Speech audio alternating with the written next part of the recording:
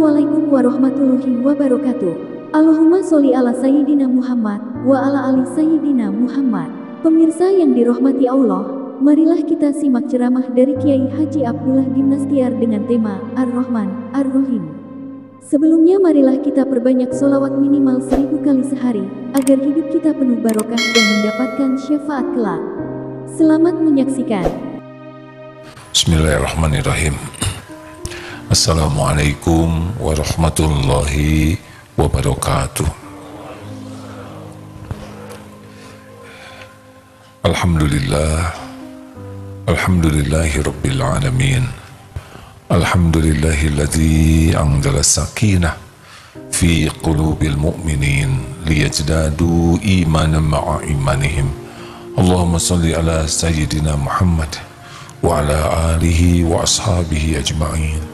Alhamdulillah ya Allah, wahai yang maha menatap, terima kasih Engkau kumpulkan kami di rumah-Mu. Hanya dengan kehendak-Mu kami berkumpul. Karuniakan kepada kami ilmu ya Allah, ilmu yang manfaat, ilmu yang membuat kami yakin padamu, ilmu yang membuat hidup kami patuh kepadamu dan pasrah sepenuhnya padamu. Lindungi pertemuan ini dari niat yang salah, dari ilmu yang salah. Lindungi kami dari amal yang salah. Engkau maha mengetahui segala-galanya. Taqabbal minna ya Allah, innaka antas sami'ul alim. Amin ya rabbal alamin. Hadirin, dalam Al-Quran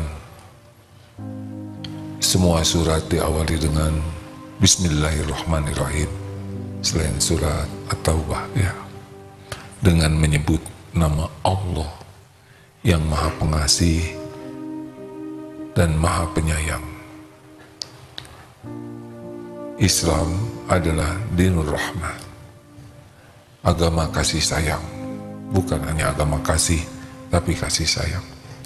Rasul adalah Nabiur Rahmah, Nabi yang penuh kasih sayang. Dalam surat Al-Anbiya, A'udzubillahi minasyaitonirrajim, laqad ja'akum laqad kana lakum rasulillah uswatun hasanah. Satu lagi, wa ma arsalnaka illa rahmatan lil alamin. Rasul itu membawa rahmat bagi seisi alam. Jadi kalau jadi orang Islam yang sesuai tuntunan Quran, yang meniru Rasulullah, haruslah kita menjadi manusia yang memiliki kasih sayang yang besar. Ar-Rahman, kepada seluruh makhluk Allah memberikan rahmatnya berupa rahmannya, tapi Ar-Rahim kepada yang beriman. Jadi semua makhluk yang Allah ciptakan ada dalam pengurusan Allah Subhanahu wa Ta'ala, tetapi bagi yang beriman ada Ar-Rahimnya Allah. Allah pilihkan pemberiannya yang terbaik yang bisa mengantarkannya jadi ahli surga. Jadi tidak semua keinginan orang beriman diberi. Kalau itu tidak membawa kebaikan, maka tidak usah ngotot ingin segala dikasih oleh Allah, tapi ingin diberi yang terbaik oleh Allah. Tidak penting pilihan kita, yang terpenting pilihan Allah. Rekan-rekan sekalian, kali ini kita coba surat At-Taubah ayat 128. Ya, kita sudah sering membahas kasih sayang Allah, dan kali ini bagaimana kira-kira yang bisa kita lakukan kalau kita meniru sifat kasih sayangnya Rasulullah SAW. At-Taubah ayat 128. Laqad ja'akum, ada? Ya, silakan. أعوذ بالله من الشيطان الرجيم لقد جاءكم رسول من أنفسكم عزيز عليه ما عنتم حريص عليكم بالمؤمنين رؤوف رحيم. Sungguh benar-benar telah datang kepadamu seorang Rasul dari kaummu sendiri. Berat terasa olehnya penderitaan yang kamu alami, sangat menginginkan keimanan dan keselamatan bagimu, dan bersikap penyantun dan penyayang terhadap orang-orang mukmin. Ya, berusaha membaca beberapa tafsir tentang surat At-Taubah ayat 128 ini. Ada 3 sifat Rasul yang mudah-mudahan bisa kita tafakuri, kita terapkan. Laqad ja'akum rasulun min anfusikum azizun alaihi ma anittum harisun alaikum bil mu'minina raufur rahim. Sungguh telah datang kepadamu seorang Rasul dari kaum muslimin anfusikum, dari kaummu sendiri, azizun alaihi ma anittum, terasa berat oleh Rasulullah itu penderitaanmu. Jadi Rasul merasakan beratnya penderitaan. Ini yang pertama. Jadi kalau orang ingin memiliki sifat kasih sayang, yang pertama adalah harus punya kemampuan empati. Jadi Rasulullah SAW itu meraba keadaan umat itu, terasa berat penderitaan lahirnya, batinnya, kehidupannya. Berat juga membayangkan bagaimana kalau keadaan kuburnya, bagaimana di yaumal hisab, bagaimana orang bisa masuk neraka. Itu sesuatu yang sangat dirasakan oleh Rasulullah SAW. Kata kuncinya beliau adalah empati. Bisa memindahkan cara menilai orang tidak dari sudut pandangnya, tapi dari keadaan orang itu. Di dalam hadis Bukhari juga pernah diriwayatkan Muslim tentang ada anjing yang mengelilingi sumur kehausan. Kemudian wanita pezina datang, membuka hufnya, sepatunya, turun ke sumur, mengambil air dan memberi minum ke anjing ini. Tidak ada yang lihat, Allah Maha melihat, dan Allah menghapuskan dosa wanita ini. Kenapa wanita ini bisa menolong anjing? Awalnya adalah empati. Ini anjing kasihan sampai menjilat-jilat pasir dalam keterangan itu ya. Dia meraba derita anjing. Nah, inilah awal orang itu berbuat baik, yang akhirnya keluar sifat kasih sayangnya, nolong seekor anjing, dan Allah mengampuni dosanya. Ini hadis sahih hadis. Ini cerita tentang wanita Bani Israel, bukan wanita di zaman Rasulullah ya. Rasulullah menceritakan ada. Jadi jangan sampai karena hadis ini kemudian sengaja berzina, terus cari anjing kehausan, kasih minum. Bukan begitu. Jadi Rasulullah itu sangat bisa meraba derita, kesusahan, dan itu terasa pada dirinya. Termasuk membayangkan kalau orang tidak hanya siksa derita di dunia, tapi berat bagi Rasulullah membayangkan orang-orang kalau tidak dapat hidayah, mati dalam keadaan su'ul khotimah, di kuburnya tersiksa, di yaumal hisab. Nah, beliau tidak bahagia dengan semua penderitaan yang bakal dialami orang. Waktu beliau dakwah, yang Islam hanya beliau sendiri. Berarti yang beliau rasakan bukan umat Islam, tapi sebelumnya justru umat yang belum dapat hidayah itu. Nah, selanjutnya, tahapan selanjutnya sesudah ini kita coba detailkan ya. Karena penjahat itu tidak punya empati, makanya dia nyiksa. Kalau dia tahu disiksa sakit, dia nggak akan mukul. Kalau tahu orang dihina akan menderita, dia tidak akan menghina. Karena Rasulullah merasa penderitaan orang, jadi beliau tahapan yang selanjutnya yang sifat beliau adalah sesudah azizun alaihi ma'anitun harisun alaikum.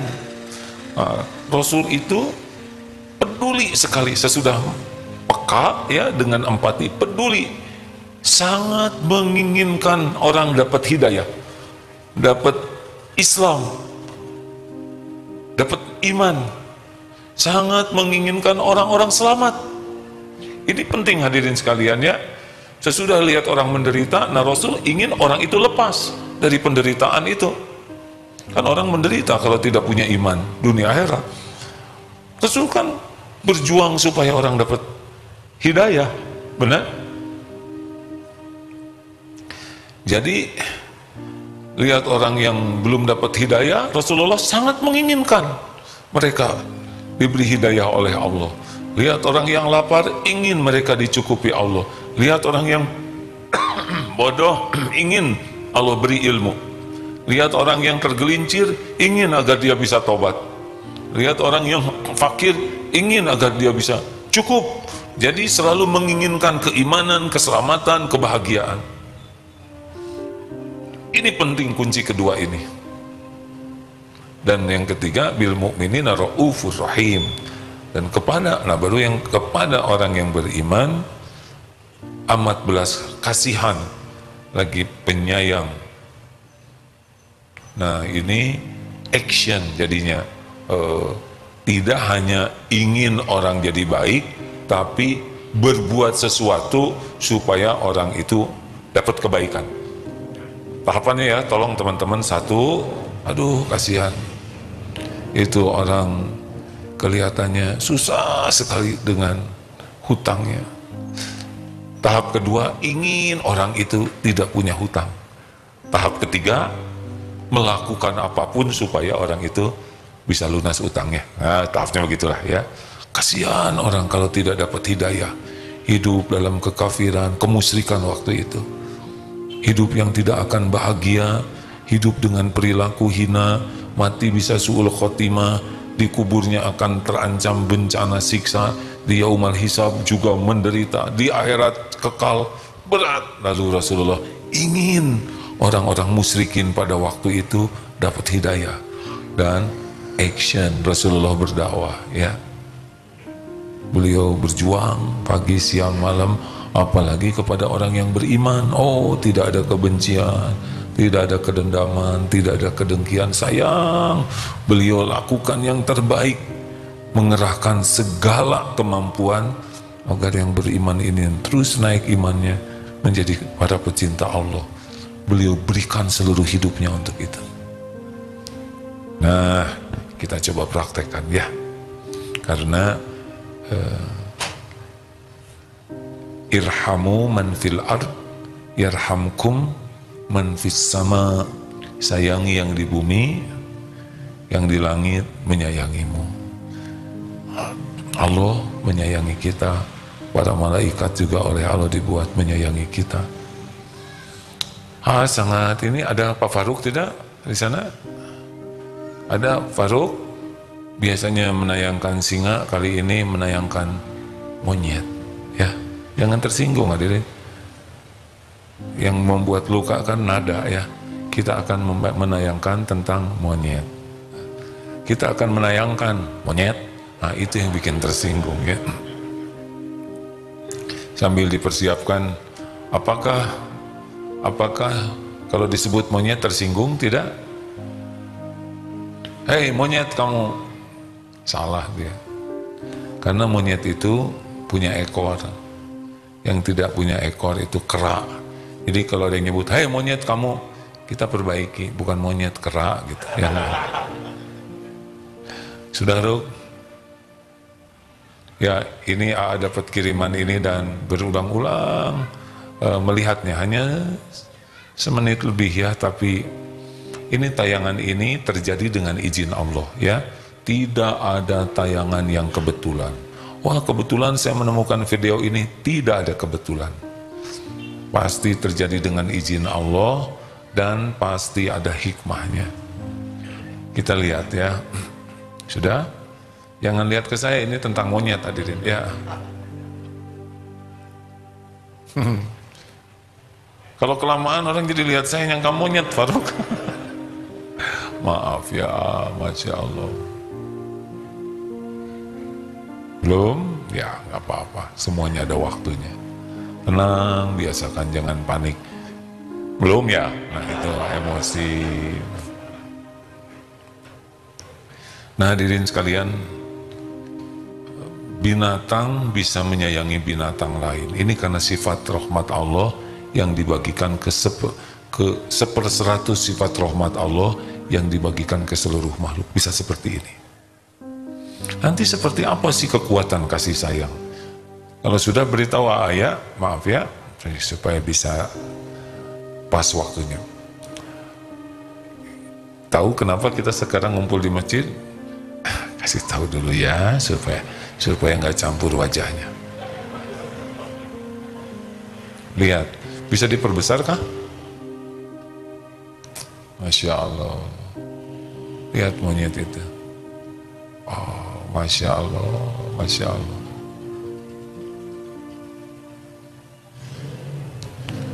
Aduh ya Allah.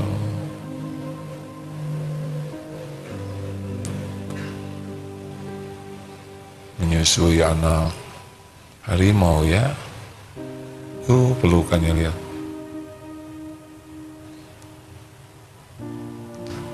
Nah lihat ya, sampai sebegitu sayang.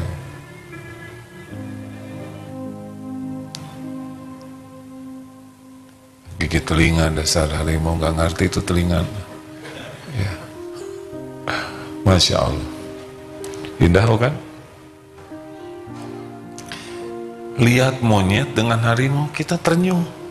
Inilah kasih sayang. Punya getaran tersendiri. Binatang menyayangi binatang itu ke kita tuh ada pesona sendiri. Kita menganggap binatang ini baik karena kasih sayangnya. Kita respect. Ini kepada monyet tadi kita respect sekali. Kita belum tentu ngurus harimau begitu, ya kan? Kucing juga disepak. Boro-boro harimau, ya kan? Nah, kasih sayang yang kita dengar saja, ada kasih sayang udah bahagia. Tahu saja orang itu orangnya penyayang, tidak lihat orangnya, tapi dengar saja ada orang penyayang, kita sudah ikut bahagia. Betul? Mendengar kata kasih sayang, kita udah senang. Mendengar cerita orang yang penyayang, kita udah senang. Kita jumpa seorang yang penyayang, jauh lebih senang, betul? Padahal tidak ngapa-ngapain. Oh itu tuh kiai yang sangat lembut, yang sangat penyayang. Rasanya bahagia. Kita jumpa dengan orang yang memiliki kasih sayang. Kita diberi kasih sayang. Aduh, bahagia. Ada yang lebih bahagia. Kita yang memiliki kasih sayang itu. Masya Allah hadirin. Ada kebahagiaan lain yang sangat dalam. Kalau kita belum bisa merealisasikan itu, yaitu ingat dengan kasih sayang Allah. Tafakur tentang bagaimana Allah menyayangi kita yang su'ul adab ini, yang ahli maksiat, yang sholatnya tidak khusyuk, jarang sekali khusyuk, atau mungkin belum pernah khusyuk, kok menjiwai sekali sih? Ya mudah-mudahan kata-kata ini mewakili perasaan saudara ya. Amal jarang ikhlas, kepada Allah sedikit sekali ingatnya, sibuk mencari pujian orang, ke Allahnya juga curiga terus terhadap janji jaminan Allah. Kalau dikasih sesuatu jarang syukur, dikasih ujian sewot, marah-marah, padahal ujian itu untuk menaikkan derajatnya. Sering tidak ridho ke Allah, buruk sangka kepada Allah, karunia Allah dipakai maksiat. Coba, apa kira-kira kalau kita dibuka amal kita tuh apa? Apa? Sedekah. Ada yang baru gerakan bawa kotak infak aja tertekan, belum dekat ke dia udah, mudah-mudahan lewat ke belakang saya. Begitu, padahal di dompetnya ada uang. Giliran ngeluarin uang, dikipas-kipas dulu supaya kelihatan. Nyaris kita itu gak ada ikhlasnya. Maksiat, mata, telinga, kepala, pikiran, hati, kulit, dosa. Tapi Allah tetap aja nyukupin kita, benar? Kasih rezeki, pakai pakaian, kasih ilmu, beri hidayah, tutup auratnya, sembunyikan aibnya. Allah padahal tahu nih kita ini ahli maksiat, dibimbing ke sini, malas ke sini, dipaksa oleh orang tua, ngaji, saya ngaji. Ada malas juga calon mertua, pokoknya mun teu ngaji mau jadi kepaksa ke sini, ya enggak? Banyak cara supaya datang ke pengajian. Allah itu dibalik semua kebaikan itu. Coba hadirin, kalau renungkan apa yang Allah berikan selama ini dan apa yang kita lakukan kepada Allah, di sana keluar nanti. Aduh, ya Allah, betapa maha baik Engkau. Itu juga nikmat luar biasa. Oleh karena itu rekan-rekan sekalian, kita coba amalkan yang surat At-Taubah ini ya. Sekarang kalau lihat sesuatu, pindahkan hati kita. Tidak hanya ke manusia, ke pohon, kering, aduh, kasihan pohon, pasti ingin nutrisi, ambil. Dan cebornya juga jangan emosi, tas ya. Saudara mau dikasih makan gitu, kasih minum, tas ya, enggak mau. Coba ke harimau, yes ya. Kemana tangan saya? Ke bawah. Kasih sayang dilap. Aduh, beda itu rasanya. Allah melihat kita sayang ke pohon, disiram, kasihan kering. Kan mereka makhluk hidup ya. Dibersihkan, disiangi. Oh, rasakan aja hatinya. Lembut itu. Ke kucing, pus, pus, ya, boleh kasih makan, jangan cuma durinya ya. Kalau ikannya dikasih saya mana ya udah tuh beli 2. Enak aja, kucing nggak ngerti saya yang cari nafkah ya, aku mamaneh pelit mah pelit. Kasihlah ya, kasih makan kucing tuh sedekah hadirin, nggak akan berkurang harta kita. Allah tahu kita ngasih makan kucing-kucing sekarang lagi zaman susah ya kan? Covid di mana-mana, orang udah banyak takut Covid, jadi kopet ya, jadi pelit. Udah nggak apa-apa, walaupun kita terbatas, kasih kucing makanan yang enak, pakai cara yang baik, jangan Tasya, jangan begitu, kasih aja. Allah melihat kok kita, tapi dia nggak ngerti ya, entahlah dia ngerti atau tidak. Tapi Allah Maha melihat. Kucing dengan kita sama-sama nggak pesen. Kalau kita dijadikan kucing, ngeong kita. Kalau jadi kucing garong nggak enak emang nasib kita ya nggak? Kucing nggak pesen jadi kucing, kita nggak pesen jadi orang. Kalau Allah dulu takdirnya membuat kita kucing, ini perkumpulan kucing. Sebagian kucing kurus. Nah hadirin, kasih makan. Apalagi yang berjasa kepada kita seperti ayam itu ya, jangan kejam atulah ke ayam teh. Nanti ayam ngomong sama kaumnya, tuh manusia mah barusan makan telur kita ya nggak, sekarang ngamuk ke kita, ngusir pakai batang saku. Alah jangan gitu, ayam mogok bertelur cilaka kamu. Yang baik si makan, bahkan kalaupun mau nyembelih tutup matanya ya, sedemikian rupalah pisaunya yang tajam, jangan sampai terluka. Kenapa? Karena semua kasih sayang kita itulah yang membuat kita disayangi Allah. Salah satu hadiahnya ya, kalau Allah sayang ke kita, hati kita jadi lembut. Ayo diraba penderitaan, lihat anak-anak jalanan, coba ya Allah, dia kalau mau milih pasti nggak mau hidup begini ya, harus ngamen di pinggir jalan di usia sekolah, panas, debu, belum tentu dapat uang, belum lagi orang-orang yang ngejailinnya bisa melecehkan, belum tentu meres. Coba rasakan seperti itu, beda dibanding dengan ini kecil-kecil udah minta-minta, gedenya garong nih. Jadi apa omongan kita? Jadi kebaikan? Enggak, berhenti tuh di sana. Lihat yang tidur di pinggir jalan, dia tuh kalau boleh milih mah enggak mau jadi pengemis tuh. Tentu saja kita harus punya sikap yang proporsional, tapi cobalah sekali-kali pindah.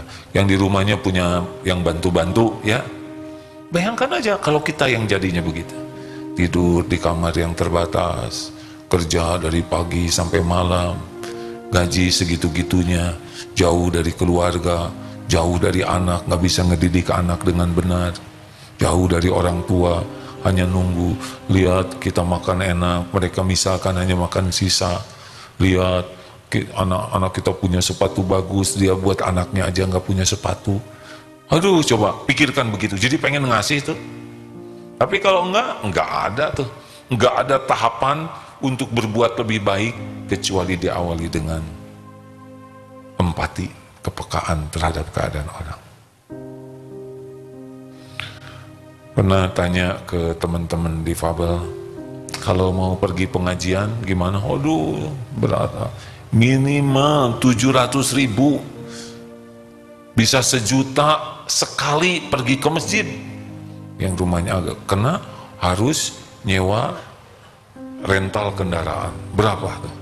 Belum lagi yang mangkunya, yang ngedorongnya. Mungkin ikhlas, tidak ngarep apa-apa, tapi ingin memberi. Belum bensinnya, belum makannya. 700.000 sampai 1 juta. Kadang-kadang ada yang setahun hanya bisa sekali ke masjid tuh. Saking susahnya dapat kendaraan. Ada seseorang yang mikir, aduh kasihan, memikirkan betapa sulitnya, mau berobat sulit, mau ke pengajian, ke masjid sulit, kadang-kadang ingin rekreasi dengan keluarganya juga sulit. Karena meraba begitu, akhirnya hamba Allah ini mengambil tabungannya, beli mobil yang layak untuk bawa ke bengkel, dibikinkan rampnya, alatnya, supaya yang kereta dorong bisa naik. Berusaha nyiapkan bensin, kalau bisa nyumbang ke supirnya. Aduh, sekarang yang difabel itu senang ke rumah sakit, ke dokter, tinggal telepon, ada manajemennya. Mau rekreasi dengan keluarga, sewaktu-waktu ada kendaraan. Dari mana semua ini? Awalnya adalah empati. Ini yang harus kita asah. Coba saya tes yang lama. Kalau ada tukang jublek, tahu jublek? Tahu tidak? Apa? Jublek itu kakeknya coet ya. Coet itu batu yang dilubangi, ulekan. Apa bahasa Indonesianya jublek itu ya? Begitulah ya. Yang suka dipakai numbuk ya. Jualan kan suka kasihan tuh Pak. Udah sepuh, bawa jublek. 2 nih. Ini tes empati ya. Kita perlu 1. Belinya 1 atau 2? Jawab. Kita perlu 1. Dia bawa 2. Belinya 1 atau 2? Ustaz Fuad, 1, 2. 2. Kenapa 2? Ya kalau dibeli 1 ngejungkel ada. Ditaruh di depan disungkul, taruh belakang kejengkang, ditaruh sini sakit. Belilah 2-duanya. Buat apa? Saya perlunya 1. Sebentar lagi musim pernikahan. Itu kado paten hadirin. 7 turunan. Ya kan? Saya tidak menganjurkan semua kado jublek ya. Istri katanya ada yang sedang hamil muda, ingin mangga aromanis. Dulu pernah diceritakan. Suami biasa pahlawan ada pahlawan kebenaran dan kebetulan ya. Langsung semangat 45. Supermarket gak ada, ke warung gak ada, pasar tradisional gak ada, keliling tidak ada, berjam-jam. Sampai ke rumah, Aduh maaf, sayang nggak dapat harum manis. Tiba-tiba mangga, ada tukang mangga lewat. Tas mangga, mang jualan mangga apa? Harum manis, harum manis. Sini, dicari kemana-mana nggak ada. Sekarang ada di sini. Berapaan ini? 10.000 Pak, 5.000 ya. Kira-kira ini apa nih orang ini kan? Hah? Bayangkan, dia keluar waktu, tenaga, biaya, bensin, parkir, pikiran. Sekarang Allah datangkan tukang mangga udah sepuh. Seberahan mang? 10.000? 10.000? 20.000 ya? Hah? Nol atas Den? 4 kilo? Sama itu 5.000.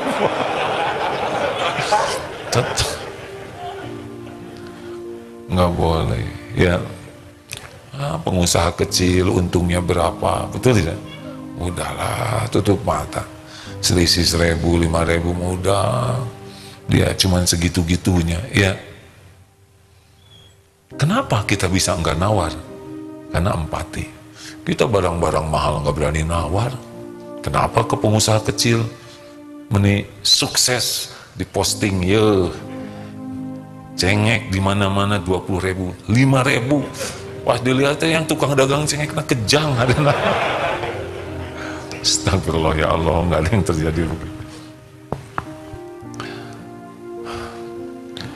Gurau ini teh semuanya dicatat hadirin. Saudara jangan mancing saya bergurau ya, karena saya punya bakat berguraunya besar. Ditahan dari tadi, cuma udah setengah jam belum keluar, ada yang keluar sedikit. Nah, ayo Raba, lihat guru, lihat teman, coba dipikirkan lebih dalam, jangan cuma selewat ya. Nah, yang kedua, mari kita tingkatkan dari suka menilai untuk memvonis, lebih baik posisinya turun tuh. Dinasihati guru seorang ulama, kalau diuji jadi ustadz, kiai, penceramah, maksimal sama. Yang baik itu di bawah. Karena orang tidak beramal belum tahu ilmunya. Kita udah dikasih ilmunya oleh Allah. Kita bahkan diberikan jalan oleh Allah bisa berdakwah. Kalau kita nggak mengamalkan, buruk benar diri kita. Makanya posisinya itu di bawah, yaitu membantu. Ingin lihat orang yang tidak tahu, apa yang bisa saya lakukan supaya bisa tahu. Lihat yang belum bisa ngaji, apa yang bisa saya perbuat supaya dia bisa ngaji. Lihat yang tergelincir berbuat dosa, aduh saya ingin dia bisa tobat. Jadi posisi kita tuh ingin, termasuk lihat orang yang non-Islam. Maaf hadirin, salah satu yang berupaya lakukan kalau ada waktu luang, lihat YouTube tentang orang-orang yang masuk Islam, kembali ke Islam. Aduh, Masya Allah, betapa mereka tuh, aduh, bahagianya. Tidak akan saya lepaskan dengan apapun nikmat Islam ini. Betapa mereka sangat-sangat bersyukur, sangat bahagia dan merasa beruntung. Beda dengan kita, ya enggak? Nah, kalau lihat orang yang masuk Islam segitu bahagianya, ini bahkan ada nih cerita tentang tahanan Guantanamo, ini ada YouTube-nya ya, yang salah tangkap kan waktu itu sembarang aja ditangkap tuh. Akhirnya tidak terbukti ini orang ini salah. 6 tahun ditahan, disiksa. Sudah gitu dilepas karena memang tidak ada bukti katanya. Tapi sesudah begitu ada yang ngirim surat tentang saya sekarang sudah syahadat. Loh, siapa? Kan di tahanan tidak ada perempuan, ini perempuan ini. Saya adalah polisi militernya di sana yang melihat orang-orang yang tidak salah, lempeng, tapi dihukum, dianiaya, dan tegar. Kalaupun mereka bertanya, sudah waktu sholat belum? Dia tidak peduli apa yang menimpa dirinya selain waktu sholat. Udah masuk maghrib belum? Udah masuk asar belum? Itu saja yang dia pikirkan. Sampai orang itu masuk Islam. Apa kata orang yang salah tangkap ini? Seandainya saya tahu bahwa perihnya penderitaan mendatangkan hidayah bagi hamba Allah lainnya, keselamatan. Duh, rasanya saya mau masuk lagi agar lebih banyak hamba Allah yang dapat hidayah. Coba itu, saya sih ya gak mau ya, harus gitu-gitu amat. Tapi luar biasanya orang yang sampai ke makom senang melihat orang lain dapat hidayah. Kita kurang mikir itu, ya kan? Halo? Kenapa? Karena kita lingkungnya Islam, jadinya teh berantem, ya. Karena nggak punya kesibukan lain. Kesibukan kasih sayang kurang punya, jadi kesibukannya teh bertengkar, sesama masjid dengan masjid. Di dalam masjid sama-sama DKM dengan DKM, itu mah gelut hadirin. Aduh, bagaimana mungkin ini? Penyebabnya ya ini, kulang katih tayang, jati gelut pae. Pernah lihat ada yang bertukar pikiran ya tentang membahas kunut. Saya sedih bisa melihat, aduh kenapa ini kok kayak pada marah. Ini marah ke yang kunut marah ke yang tidak kunut. Sama-sama pakai dalil, tapi matanya tuh seperti yang sebel gitu satu sama lain. Terpisah sih rekamannya ya, tapi kenapa harus? Ini kan saudara, benar? Allahnya sama, nabinya sama, Qurannya sama, syahadatnya sama. Yang bedanya adalah pemahaman tentang kunut atau tidak. Ya, ini kan nggak harus membenci, betul tidak? Kenapa kok jadi kayak kemusuh? Kemusuh asli enggak? Mungkin kulang katih tayang, jadi galelut gitu. Kita mah jangan kalau ada perbedaan pendapat mah nggak usah ikut bertengkar ya, pelajari dua-duanya. Kenapa ini begini? Apa dalilnya? Kenapa ini begitu? Doa ke Allah, ya Allah beri saya kekuatan memilih, ambil pilihan yang paling pas dan hormati pilihan orang lain. Entos, dan yang menilai diterima tidak mah bukan kita, Allah. Dan Allah tuh sayang. Siapa tahu yang dihina-hina itu ngaco, itu jelek, itu bid'ah, itu sesat. Siapa tahu di sisi Allah itu yang selamat, ya enggak? Karena Allah tahu sholatnya khusyuk bener, ya. Kita mah dendam terus ke saudara. Jangan-jangan yang dihina itu yang dicintai Allah, dan nggak pernah menghina, ya. Hati-hati, jangan sembarang memvonis. Tugas kita, apalagi kita yang kurang ilmu gini mah, nggak usah vonis-vonisan, ya. Mending belajar banyak, amalkan dan bantu. Tapi si itu tuh orangnya ngaco tuh, ya. Ngaco sekarang kan belum tentu ngaco sampai akhir hayat. Lah kita aja masih ngaco, betul? Halo? Karena ada tuh ibu-ibu diduga melakukan tindak korupsi, divonis, dipenjara ngapalin Quran, hafal Quran itu, syariatnya gara-gara dipenjara. Kenapa ibu-ibu ini belum hafal Quran? Jawab, Bu. Karena belum istighfar, yang nyebut belum dipenjara. Sepatah kata juga dicatat lah. Kan yang ngejebak katanya gitu ya, suudon. Emang deh, astagfirullahaladzim. Karena belum menghafal, ibu. Sederhana jawabannya, bukan belum dipenjara. Nah hadirin, jadi yang kedua, ayolah posisi kita mah ingin orang lain dapat hidayah, ingin dapat orang lain dapat tobat, ya, ingin orang lain lebih dari kita, ilmunya, amalnya, fasilitasi dengan tenaga. Itu yang dilakukan Rasulullah SAW. Enak hadirin hidup begitu, daripada ngaco, padahal mungkin yang dihina itu orang-orang yang hatinya baik, orang-orang yang berbakti ke orang tua, orang-orang yang tiap malam tuh menangis minta ampun. Mungkin walaupun gak kelihatan, di balik masker tuh selalu bertasbih. Itu yang dihina-hina, siapa tahu di sisi Allah tinggi derajatnya. Dan orang-orang yang dekat dengan Allah berat sekali menilai orang tuh. Takut salah, takut yang, karena kita kan tidak tahu hari-harinya, benar? Kenapa saudara jadi melotot gini? Ada yang mau ditambahkan Ustaz? Ustaz, ada dua hadis. Bismillahirrahmanirrahim. Rasulullah sallallahu alaihi wasallam bersabda, Ar-rahimuna yarhamuhumur rahman, irhamu man fil ardi yarhamkum man fis sama. Dari Abdullah ibnu Umar berkata, Rasulullah sallallahu alaihi wasallam bersabda, orang-orang yang pengasih akan dikasihi Allah yang maha pengasih. Oleh karena itu kasihanilah oleh kalian siapapun yang ada di bumi, maka akan mengasihi kalian siapapun makhluk yang ada di langit. Hadis riwayat Imam Tabrani.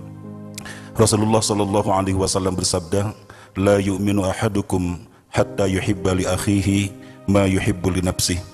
Dari Abu Hamzah Anas ibnu Malik berkata, Rasulullah sallallahu alaihi wasallam bersabda, tidaklah sempurna iman seseorang sehingga ia mencintai saudaranya sebagaimana ia mencintai dirinya sendiri. Hadis riwayat Imam Bukhari Muslim. Nah, inilah yang ketiga. Udah pengen diejek tidak? Pengen diejek tidak? Jangan ngejek. Ingin dikasarin tidak? Jangan dikasarin. Apa? Jangan kasar. Apa yang tidak mau orang lakukan ke kita, jangan lakukan ke orang. Kalau kita ingin orang berbuat baik ke kita, kita aja yang berbuat ke orang.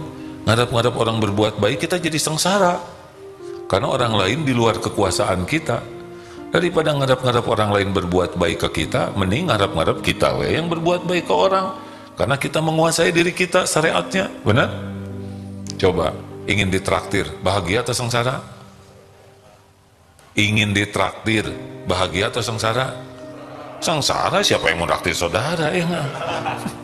Cik, traktir, oi, lapar. Udah nggak ada wibawa. Traktir hadirin.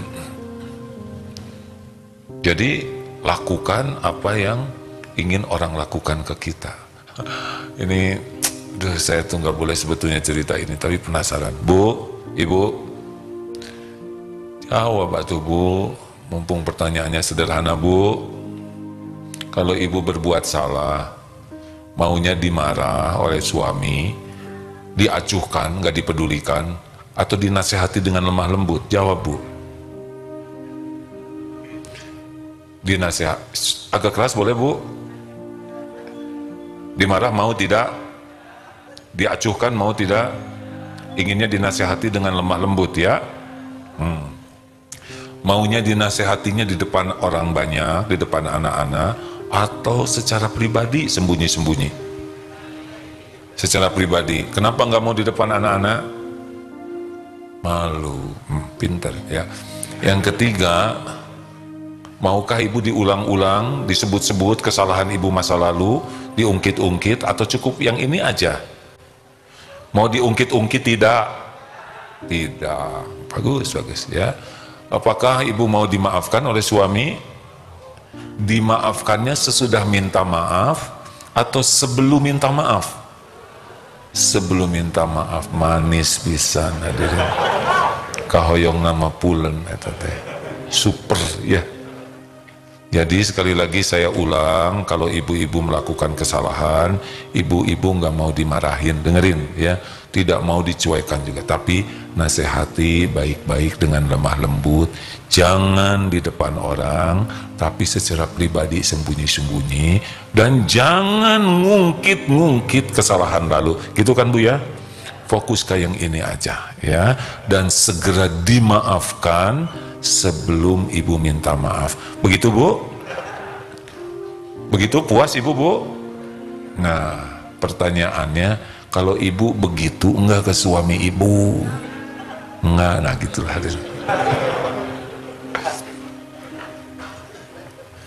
Sebetulnya enggak terlalu rumit hidup ini mah hadirin. Perlakukan saja orang lain sebagaimana kita ingin diperlakukan, dan jangan lakukan kepada orang lain yang kita nggak mau lakukan, itu minimalnya ya. Nah, ngangguk nama itu ngangguk ngerti hadirinnya. Masalah praktek itu beda coupling. Pulang dari sini ini kan ada yang ngaji suami istri, tah Pak dengerin tuh. Sudah mulai ofensif ya. Gimana Bapak-bapak kalau istri lagi emosi begitu apa yang Bapak lakukan? Kan? Qalu salam. Nih dalilnya dibacakan nih. Pegang dalil ini ya. Surat Al-Furqan ayat 63. Siapa aja yang hafal silakan. Wa ibadur rahmanil ladzi. Ya silakan Ustaz. A'udzu billahi minasy syaithanir rajim. Wa ibadur rahman alladzina yamshuna 'alal ardi hauna wa idza khatabahumul jahiluna qalu salama. Hamba-hamba Tuhan yang Maha Pengasih itu adalah yang berjalan di atas bumi dengan rendah hati, dan apabila orang-orang bodoh menyapa mereka dengan kata-kata yang menghina, mereka mengucapkan salam. Jahilun di sana yang saya dapatkan bukan bodoh nggak berilmu, tapi bodoh tidak bisa mengendalikan nafsunya, amarahnya. Jadi dia tidak bisa mengontrol dirinya. Itu bisa di jalan, orang yang celetak-celetuk ya. Bisa preman yang suka ngomongnya nggak baik, bisa juga atasan yang perkataannya tidak baik, bisa sebaliknya, bisa juga suami, istri, anak, orang tua yang tidak bisa mengontrol. Nah, jawaban kita qalu salaman. Ini kalau mau jadi hamba Allah yang penyayang, udahlah, daripada bertengkar udah. Pakai dong katanya, naik sepeda nggak beres gitu, nyebrang seenaknya. Oh ya saya salah, maaf punten. Lain kali yang benar ya, insya Allah Pak, insya Allah. Beres. Daripada lihat dulu dong, ini jalan sepeda, lihat di aturan pemerintah. Wah, kepanjangan hadirin. Iya, nggak ada gunanya. Kalau ada orang yang emosional, apalagi itu saudara kita, apalagi itu keluarga. Sedangkan bicara dengan Fir'aun saja disebut qaulan layyinan, perkataan yang lemah lembut, masa dengan keluarga kasar, ya. Emangnya keluarga Firaun mikir, waduh, berat nih. Pulang dari sini saya harus jadi makhluk halus. Memang begini, halus tutur katanya, halus budi pekertinya. Enak kok hadirin kalau kita berusaha mengeluarkan potensi kasih sayang ini. Bahagia.